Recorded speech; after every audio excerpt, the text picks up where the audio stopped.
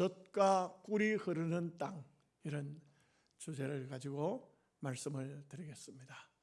여기에 젖은 무엇을 말하고 꿀은 무엇을 말합니까? 젖은 두말할 필요 없이 가축의 젖을 말합니다. 그리고 또 꿀은 우리가 생각할 때 일반적으로 이렇게 양봉 또 이렇게 토봉하면서 벌꿀을 의미하죠. 그런데 이 꿀에는 여러 가지 영적인 의미를 좀 생각할 수 있습니다. 여기는 보면은 야생 벌꿀을 말하기보다는 데바시라는 원문에 보면은 데바시라 했는데 이건 실제 꿀이 아니에요. 뭐냐면 야자 열매로 만드는, 우리로 말하면 조청, 시럽이에요, 시럽. 그래서 젖과 꿀이 흐르는 땅이라 했는데 묘하게도 우리가 상상할 때는 거기는 푸른 초장이 있어서 목축이 잘 되고 모든 나무에 꽃들이 피어 있어서 야생 꿀들이 충만해서 꿀이 막 흐르는 그런 기름진 땅이구나 생각을 하죠. 했겠죠? 여러분들도 그러지 않았겠어요? 가나안 땅 가면 거기는 정말 비옥한 땅, 좋은 땅. 하나님께서 이 세계 수많은 땅 중에서 하나님의 땅으로 에덴 동산처럼 구별한 땅이구나. 오늘 여러분들의 기대가 여지없이 깨집니다. 전혀 아니거든요. 전혀 아닙니다. 이 땅은 비옥한 땅이 아닙니다. 이 땅은 좋은 땅이 아닙니다. 이 땅은 유다인들이 환상적으로 고대하던 그런 땅이 아닙니다. 오히려 애굽이라는 나라가 그러한 땅입니다. 애굽에는 나일강이 있고 나일강에는 강수가 풍부하고 365일 물이 마른 때가 없습니다. 그리고 한번 범람하면 이 물이 나일강뿐만 아니고 전 애굽 땅 전체를 적시고 들어가는 그런 곳입니다.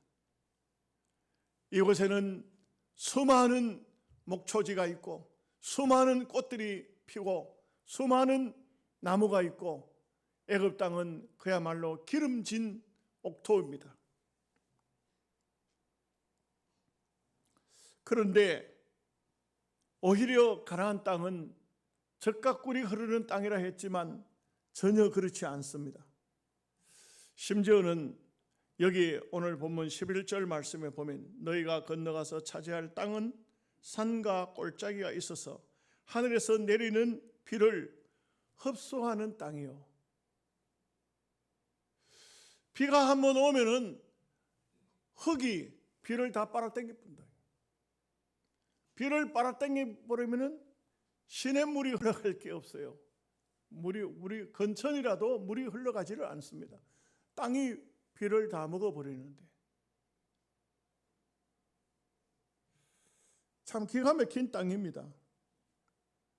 물이 흐르지 않고 물을 비가 와도 흡수해버리고 이 땅은 농사 짓기도 아주 적합하지 아니한 그런 땅임, 척박한 땅입니다. 그러니까 대추야자라는 이 아열대 식물은 잘 자랍니다. 그러니까 보면 아열대 가나안 땅, 이스라엘 땅 가보면 대추야자 나무는 땅속에 깊이 뿌리를 받고 아주 건건한 땅에서도 잘 자라는 이거 아주 전형적인 사막지대에서 자라는 나무입니다. 그런데 이 땅을 왜 하나님께서는 아브라함에게 약속하시고 그리고 또 그 자손들에게 계속 약속하시더니 드디어 여호수아 때 그 땅을 들어가서 차지하게 하시는가? 이상하죠? 우리가 오늘 이 답을 찾지 못하면 우리가 믿음의 생활을 제대로 할 수가 없어요. 올바른 믿음의 삶을 살 수가 없습니다. 신앙생활은요, 정확히 하나님의 뜻을 알아야 돼요. 그렇지 않으면은 자꾸 엉뚱한 기도를 하고 엉뚱한 생각을 하고 이렇게 하게 되는 것입니다. 첫째는 이 땅은 이른 비와 늦은 비를 주는 땅입니다. 신명기 11장 14절에 여호와께서 너희 땅에 이른 비와 늦은 비를 적당한 때에 내리시리니 너희가 곡식과 포도주와 기름을 얻을 것이요, 그렇게 말씀했습니다. 이스라엘의 농업은 실제로 봄부터 시작하는 게 아니에요. 우리는 봄부터 시작하죠.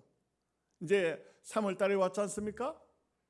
이제 물론 일찍이 조금 하우스에 해서 가식하는 사람들도 있지만 대체적으로 보면 모든 들판이, 모든 땅이 이제 녹기 시작하고, 이제 농사를 지을 사람들이, 부지런한 사람은 거름을 저내고 땅을 파고 이런 농사를 짓는데, 유대인들은 이 가나안 땅에는 절대 그렇지를 않아요.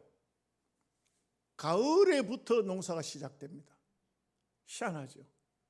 10월 달쯤 되면은 이때 이제 드디어 비가 와요. 비가 오는 걸, 이걸 10월 달에 오는 비를 늦은 비라 하지 않고 이른 비라고 그래요. 10월 달에 오는 이 비에 나가서 보리를 뿌리고 밀을 뿌리고 이렇게 합니다. 이 가을에, 늦은 가을에 씨를 뿌려가지고 먹을까요? 놀랍게도 보리농사, 밀농사는 가을에 시작해요. 이때 이제 그 가을에 씨를 뿌려 놓으면 희한하게도 겨울이 되면 얼마나 힘듭니까? 그죠? 곡식들이 살아남기 위해서 발버둥을 쳐야 돼요. 식물도 마찬가지예요. 사람도 동물도 마찬가지지만 살아남기 위해서 발버둥을 칩니다. 그 겨울, 그 척박한 땅에서 그 늦게 뿌려놓은 씨앗가 뿌리를 내리고 움을 트고 하면서, 그러면서 드디어 겨울이 오는 것입니다. 이렇게 한 그 겨울을 맞이한 그 땅의 곡식들이 이제 4월 달이 되면은 다시 한번 비가 오는데, 이걸 늦은 비라고 해요. 4월 달 되면 땅이 녹기 시작하고 이제 봄이 되기 시작하거든요. 그런데 그때 성지순례들을 많이 가요. 성지순례 가보면 그때는 비가 정말 자주 와요. 비가 자주 와요. 그냥 그야말로 비가 오면 춥고 비가 그치면 바로 뜨거워요. 이 땅이 희한한 땅이에요. 희한한 나라예요. 아열대 지방이 그렇더라고요. 여기 13절 말씀에 보면은 오늘 본문 아닙니다. 넘어가서 13절입니다. 내가 오늘 너희에게 명하는 내 명령을 너희가 만일 청종하고 너희의 하나님 여호와를 사랑하여 마음을 다하고 뜻을 다하여 섬기면 14절에 여호와께서 너희의 땅에 이른 비 늦은 비를 적당한 때에 내리시리니 너희가 곡식과 포도주와 기름을 얻을 것이요. 희한하게도 딱 때에 맞춰서 이른 비가 왔을 때 씨를 뿌리고, 또 그리고 늦은 비가 딱 오면 그 비를 통해서 결실이 돼요. 하나님 말씀대로 살면, 그런데 말씀대로 안 살면 비가 안 와. 비가 안 와요. 아무리 바알 신을 섬겨도 비가 안 와요. 바알 신은 농경의 신. 아무리 섬겨도 안 돼. 하나님 앞에 기도해야 돼요. 하나님을 바라봐야 된다. 이스라엘 백성들은 하나님께서 언약한 백성들이에요. 일찍이 아브라함을 갈대아 우르 땅에서 불러내더니 계속해서 아브라함을 동네 부족을 지나 저 하란 땅에서부터 가나안 땅까지 올라오게 하셔서, 아브라함아, 예 하나님 동서남북을 바라봐라. 지금 바라보는 이 땅을 내가 너와 내 후손에게 주겠다. 그 참 인간적으로 보면 희한하죠. 그 좋은 땅들 다 놔두고 가장 척박한 땅에다가 아브라함을 불러 세우고는 이 땅을 내가 너와 너의 후손에게 주겠다. 우리가 인간적으로 같으면 안 할랍니다. 뭐 하려고 이런 땅을 뭐 하려고요. 땅이 셌는데 지금 그 당시에도 땅이 어디 없습니까? 그렇게 사람이 그렇게 많습니까? 이런 땅을 왜 주신다 합니까? 안 합니다. 그러나 아브라함은 순종의 사람이라 하나님 앞에 감사의 제단을 쌓지요. 하나님의 백성은 언약의 백성입니다. 하나님과 우리와의 관계는 아브라함과 약속에서 관계가 주어져 있는 것입니다. 우리가 생각할 때 하나님 앞에 복을 받기 위해서 무엇을 하면 복을 받는다. 여러분, 그런데 우리는 그렇게 생각하면 안 됩니다. 이미 하나님과 언약된 백성은 복을 받은 백성입니다. 복을 받을 것이다. 이거는 미련한 소리입니다. 안 맞는, 성경적으로는 안 맞는 소리입니다. 이미 하나님과 우리와의 관계는 뗄래야 뗄 수 없는 언약적인 관계로 내가 너를 영원토록 천국에 살게 할 테니 일단 이 세상에서 하나님의 명령을 따라 말씀을 따라 살아라 하는 것이에요. 우리는 이 세상을 사는 것은 보리가 미리 한겨울을 나는 것과 같아요. 차가운 겨울을 나는 것과 같습니다. 결코 쉽지 않습니다. 오늘 우리 그리스도인들이 이 세상을 살아가는 이 세상은 결코 우리에게 적합하지 않습니다. 우리 인간적인 마음을 가지고는 이런 세상, 이런 땅은 살고 싶은 마음이 없어요. 우리 그렇지 않습니까? 믿음의 성도들은 살면서 얼마나 세상을 보면서 낙심할 때가 많고 실망스러울 때가 얼마나 많습니까? 너무너무 힘들 때는 하나님 차라리 나를 불러가시옵소서. 나는 싫습니다. 세상이 싫습니다. 하나님 나라에 가고 싶습니다. 그러나 하나님께서는 너는 된소리와 찬 땅을, 언 땅을 그곳에서 너는 성장해야 할 것이다. 결실해야 될 것이다. 이렇게 말씀하시는 것이요. 여러분, 풍요로운 것이 죄는 아닙니다. 잘 사는 게 죄는 아니에요. 부자가 되는 것 죄는 아닙니다. 그러나 잠언서 30장 7절에서 9절 말씀에 보면 내가 두 가지 일을 주께 구하였사오니 나의 죽기 전에 주시옵소서. 이 잠언서 기자는 아굴이라는 사람인데 이 사람이 하나님 앞에 두 가지를 구하겠다는 것입니다. 이 두 가지를 죽기 전까지 달라고 말합니다. 곧 허탄과 거짓말을 내게서 멀리 하옵시며 나로 가난하게도 마옵시고 부하게도 마옵시고 오직 필요한 양식으로 내게 먹이시옵소서. 혹 내가 배가 불러서 하나님을 모른다 여호와가 누구냐 할까 하오며 혹 내가 가난하여 도적질하고 하나님 이름을 욕되게 할까 두려워함이니이다. 두 가지. 첫째 한 가지는 무엇이죠? 첫째 한 가지는 허탄과 거짓말, 헛된 욕망을 가지고 있는 이런 헛된 욕망, 이거 거짓말, 거짓된 삶, 거짓말하는 거 이걸 버리게 해달라. 또 한 가지는 가난하게도 말고 부하게도 말라. 부하면은 하나님이 어디 있느냐? 가난하면은 거지가 되어 얻어먹으러 다니면 하나님의 영광이 가려진다. 여러분, 오늘 우리 대한민국은요 예수 믿기가 딱 좋은 나라예요. 정말 좋은 나라입니다. 원만하면은 절대 굶어 죽을 수가 없어요. 여기 대한민국에서 만약에 굶어 죽는다는 것은 큰 기적이에요. 창고에 가득 쌓인 곡식이 있는데 거기서 생쥐가 굶어 죽었다. 이거하고 똑같은 거예요. 이게 얼마나 좋은 환경을 하나님께서 주셨는지 몰라요. 이런 땅에서 우리가 분명한 것은 많은 것을 가지려고 하는 그 욕심 때문에 거짓과 허탄한 삶을 사는 사람들이 얼마나 많은지 몰라요. 근데 그것은 하나님의 뜻과는 전혀 맞지 않다. 오늘 아굴이 기도한 것처럼 우리가 하나님 앞에 어떤 삶을 살아야 되는가를 잘 말해주고 있어요. 호세아서 13장 5절에서 6절 말씀에 내가 마른 땅에서 너를 건고하였거늘 저희가 먹이온 대로 배부르며 배부름으로 마음이 교만하여 이로 인하여 나를 잊었노라. 그 호세아 선지자가 가장 탄식한 게 뭐냐면 너희들 잘 살게 해줬다 이게, 너희들 먹을 걸 넉넉히 줬다 이게, 너희들에게 강성함을 주었다 이게. 그랬더니 하나님을 배반하더라. 참고하시기 바랍니다. 부자라고 다 하나님을 배반하는 것은 아니겠지만 너무 부유하려고 애를 쓰는 사람들이 다 마지막에 가서 보면 이상한 자리에 서게 되더라고요.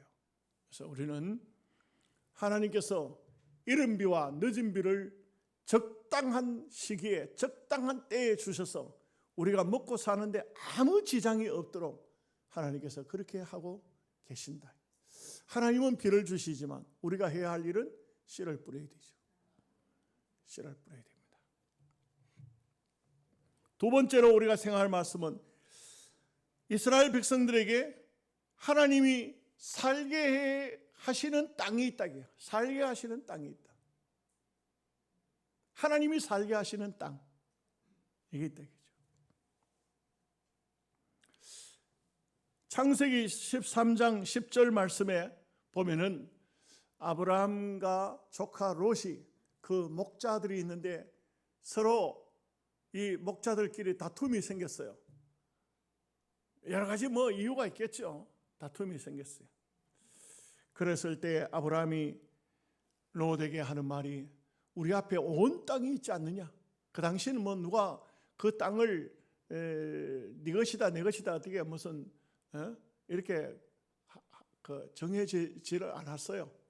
그러니까 온 땅에 있지 않냐. 네가 우하면 내가 자하고 네가 자하면 내가 우하리라.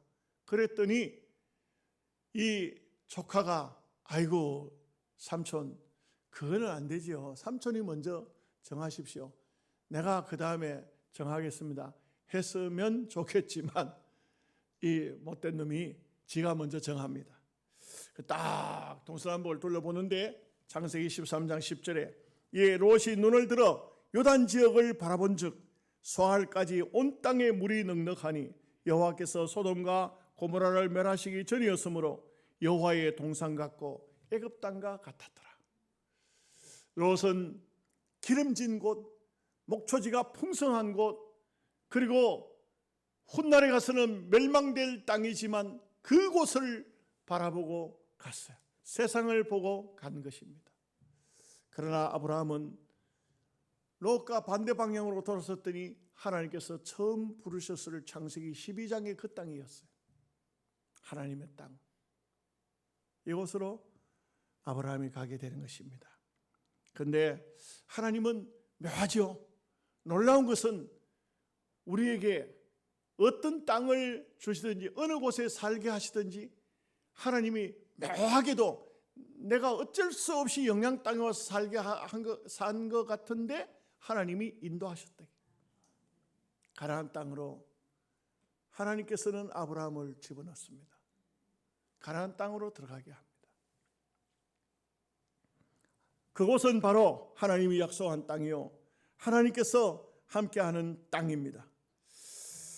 여러분 왜 이스라엘 백성들에게는 어떤 다른 농사를 짓지 않고 밀과 보리 농사만 짓도록 하셨을까요? 또 그런 농사밖에는 안 돼요. 그 땅에는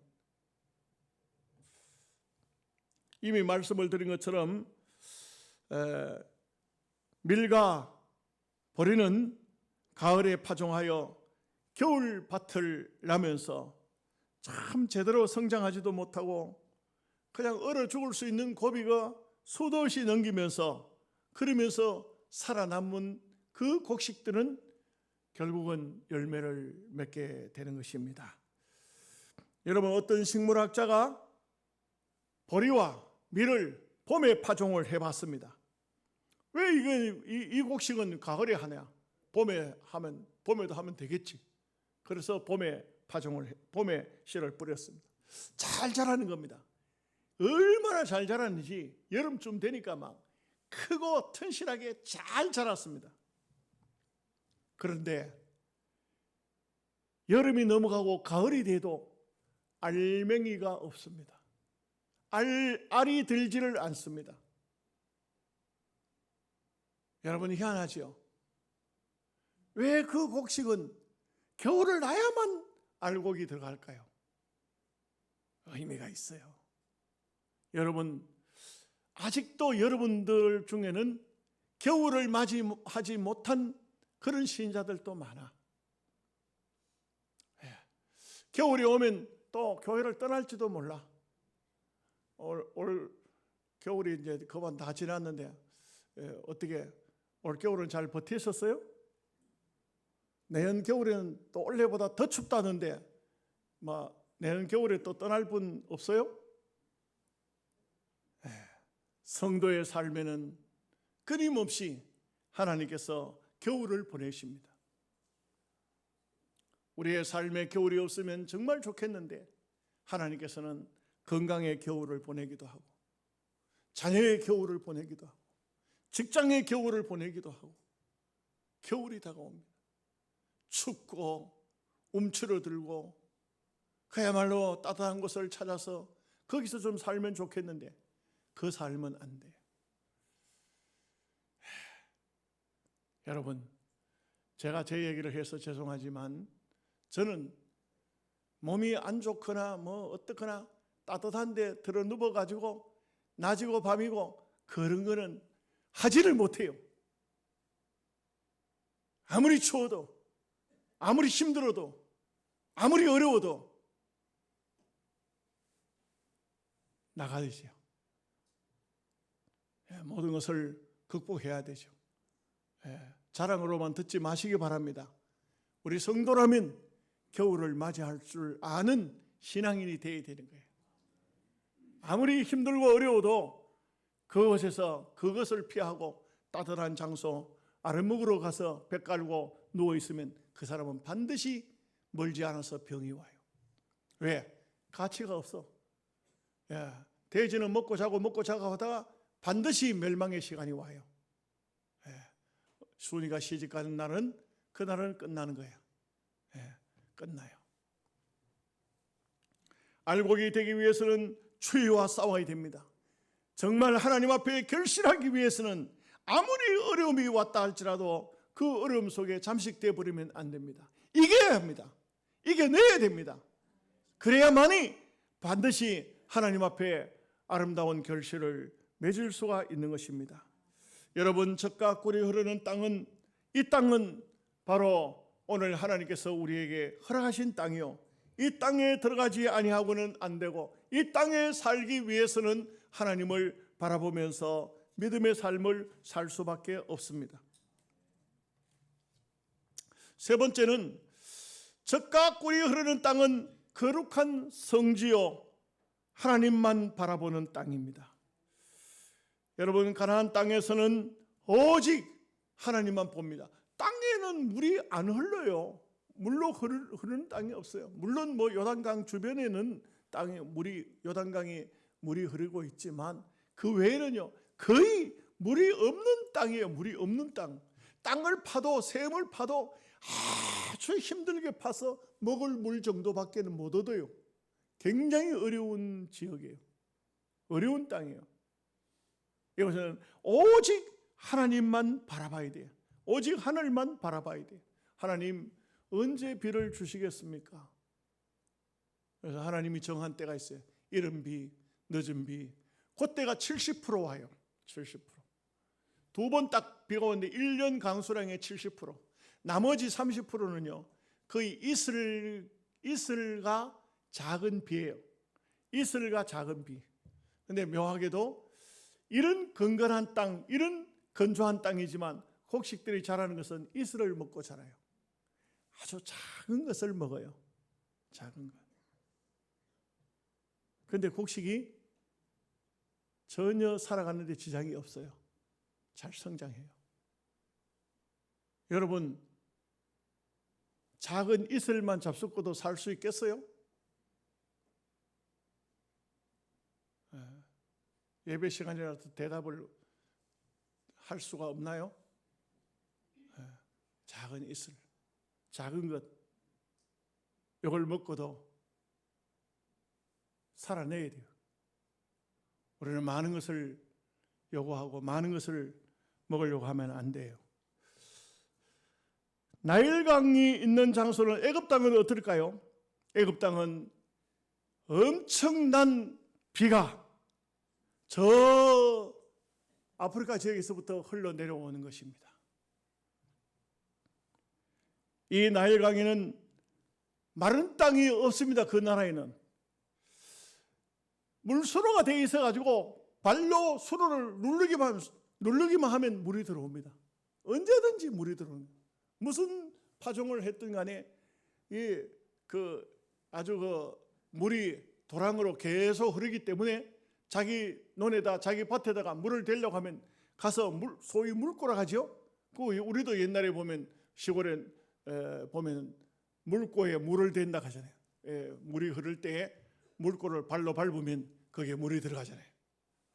이런 땅이 바로 애굽 땅이에요. 그러나 하나님의 백성의 땅인 이 가나안 땅에는 그런 게 없어요. 하나님의 땅에는, 하나님께서 약속하신 그 땅에는 애굽 땅처럼 그렇지를 않아요. 그런데 이제 여러분, 세월이 흐르죠? 지금 여러분들이 성지순례하면서 이스라엘 땅을 가보면 와, 성경에 젖과 꿀이 흐르는 땅이라 하더니만 과연 젖과 꿀이 흐르는 땅이 맞구나. 너무너무 땅이 풍요로워요. 왜요? 오늘 이스라엘 백성들에게 이렇게 건조한 건건한 메마른 땅을 주셨지만 이스라엘 백성들은 하나님께서 주시는 것만 기다리지 않았다는 것이지. 요단 강물을 막아서 온 산으로 전부 물을 끌어들여 가지고 온 땅에, 원래는 절반이 요단강 절반이 이스라엘로 들어오고 절반이 요르단 땅으로 갔는데, 요 요르단 사람들이 6.1 전쟁 때에 어떤 생각을 했냐면 요단강을 통째로 다 뺐자. 그렇게 생각했어요. 통째로 다 뺐자. 그랬더니 오히려 전쟁이 폭삭 망했어. 그래서 도로 다 반틈 저거들이 가져가던 게 다 뺏겨버렸어. 그래서 요단강 물이 온전히 지금은 이스라엘로 들어와요. 그래서 이 강물이 이스라엘 백성들에게 얼마나 풍요로운 땅으로 만들어주는지 몰라요. 온 산에 나무를 심고 4월 달쯤 가보면요, 백합화가 흰 백자가 아니에요.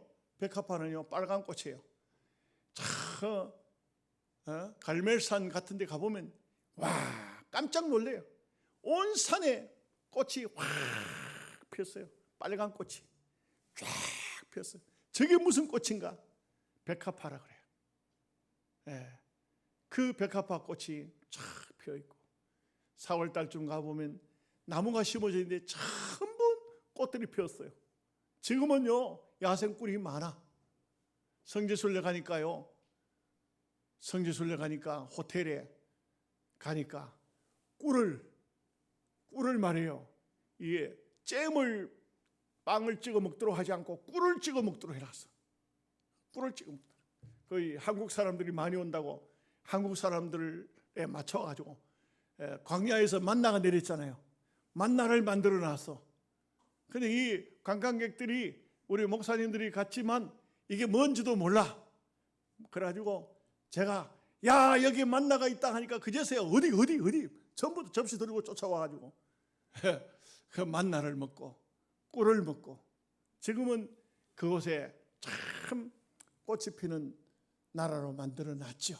그러나 이 당시에 이스라엘 백성들에게 준 땅은 너무나도 척박한 땅이고 너무나도 건건한 땅이었어요.